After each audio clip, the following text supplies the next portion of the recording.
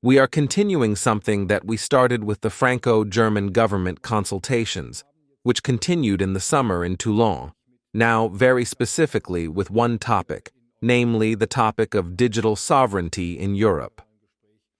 We will also delve deeper into these topics with a bilateral discussion afterwards. With today's summit, we have implemented a joint initiative of the Franco-German Ministerial Council since the end of August. Germany and France want to jointly set impulses to strengthen Europe's digital sovereignty. So together, we are pushing for a much more integrated digital single market. And it has been reiterated by both of us earlier by the capital market, and thus much more integrated savings and investment in Europe. This is absolutely vital if we want to succeed in the digital battle, whether it be AI, artificial intelligence, or quantum, because it requires a lot of resources, public and private investments. And so we precisely need this European simplification. More specifically, this summit allowed us to build two Franco-German convergences that we will now relay at the European level. And I always advocate for giving data security more importance than data protection. We exaggerate data protection in Germany, but we underestimate the necessity of data security. And that could, with a good European solution regarding cloud infrastructure, also be a good offer to the citizens, also to the companies in Europe, that we protect their data, but that we also want to jointly utilize the data. What did the President just mention mean by this preference for European providers? What is commonly meant by buy European, because that is a form of favoritism that the federal government has not supported so far. And are you now in favor of a digital tax similar to France, because that would create competitive equality compared to German providers, or at least the US platform must participate in the financing here? Yes, Mr. Rinke, the discussion in the federal government about such a levy has not yet been concluded. We have an action that ranges from the local to the international.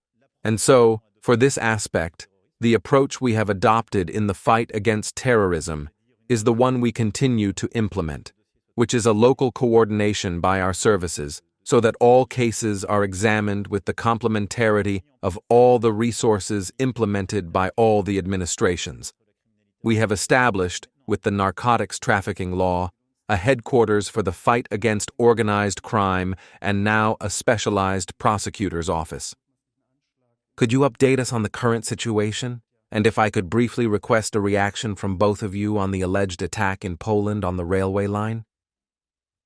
In Warsaw, Russia is being suspected behind it. To Poland, to its president, to its government, and Prime Minister Donald Tusk clearly expressed the condemnation. I think we need to clarify who's responsible, but it's clear that this is hampering supply chains today.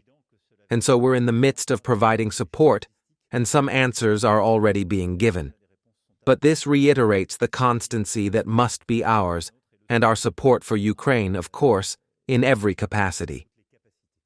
What does Europe need? In terms of defense as well as digital matters, by the way. I echo the Chancellor's words, repeated several times, and pardon this paraphrase, Friedrich. Scale simplification standard. And he is absolutely right.